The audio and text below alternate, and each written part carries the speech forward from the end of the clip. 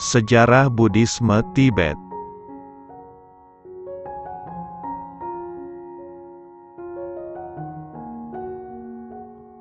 Rangkaian besar ajaran yang dijumpai dalam Buddhisme Tibet dapat disarikan menjadi 4 kebenaran mulia yang dibabarkan Sang Buddha tidak lama setelah beliau mencapai pencerahan agung atau khotbah pertama Sang Buddha ketika mencapai pencerahan agung. Atau juga disebut dengan pemutaran roda Dharma yang pertama oleh Sang Buddha. 4 kebenaran mulia yaitu 1. Dukkha 2. Samudaya 3. Nirodha 4. Magga.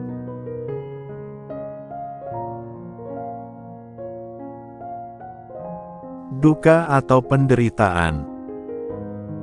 Dukkha adalah keberadaan berkondisi kita yang tak pernah lepas dari penderitaan, yakni tidak pernah benar-benar memuaskan.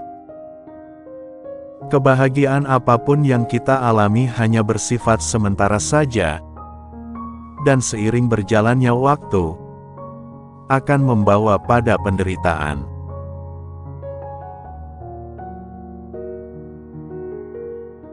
Samudaya atau sebab dari penderitaan.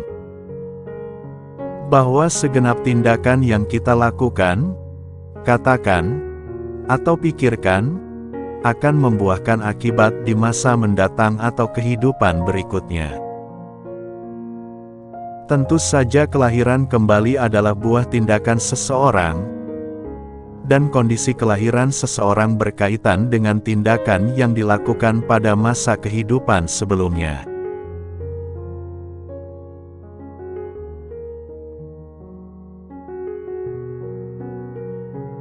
Nirodha atau lenyapnya penderitaan. Apa yang dimaksud kebodohan tidak hanya kurangnya kebijaksanaan, melainkan ketidaktahuan dasar sehubungan dengan cara pandang kita terhadap keseluruhan eksistensi dan terus-menerus terperangkap oleh kemelekatan terhadap keakuan kita,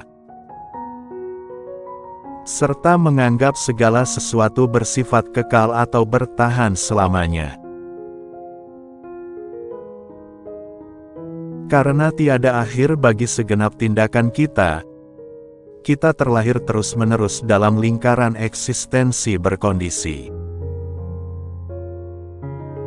Hanya melalui penghentian segenap tindakan yang dilandasi kebodohan tersebut, lingkaran kelahiran kembali ini dapat diakhiri. Sehingga lenyaplah penderitaan serta terbebas dari eksistensi berkondisi.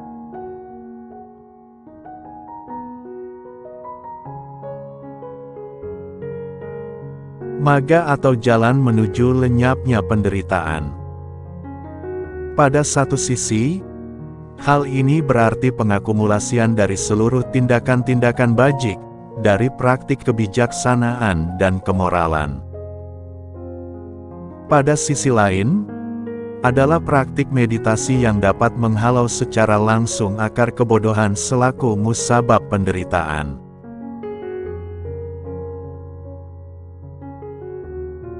Seorang praktisi yang mengikuti jalan ini dan hanya mengharapkan pembebasan bagi dirinya sendiri dapat mencapai realisasi tingkat tinggi menjadi seorang arahat. Namun, hal ini bukanlah penerangan sempurna. Hanya mereka yang mengharapkan bahwa setiap makhluk akan merealisasi pencerahan dapat merealisasi kebuddhaan nan sempurna.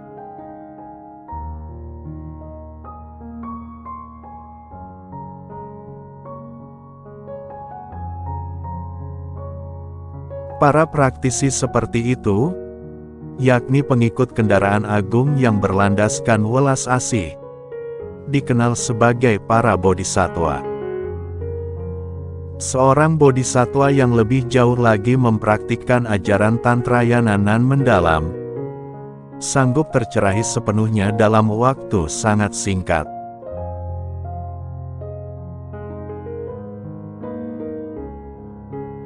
Selama kurun waktu kehidupannya, Sang Buddha membentuk komunitas para biksu dan biksuni, yang menjadi inti pelestarian serta pewarisan ajaran.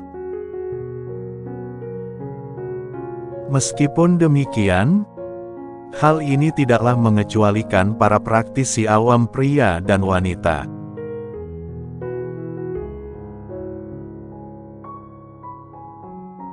Hal ini tercermin di Tibet, di mana semenjak abad ke-8 dan seterusnya, komunitas praktisi Dharma terbagi menjadi dua kelompok yang saling melengkapi. Pada satu sisi terdapat komunitas biarawan yang sangat besar, sedangkan pada sisi lain terdapat praktisi-praktisi biasa. Entah itu seorang yogi atau perumah tangga.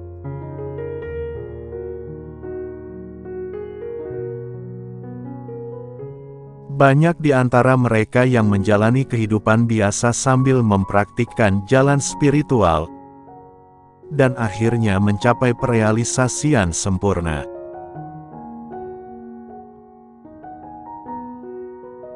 Di dalam tradisi biara Nyingmapa, upasampada atau penahbisan sebagai biksu merupakan penunjang sangat penting bagi Dharma. Namun, bukan satu-satunya cara mencapai kemajuan dalam meditasi.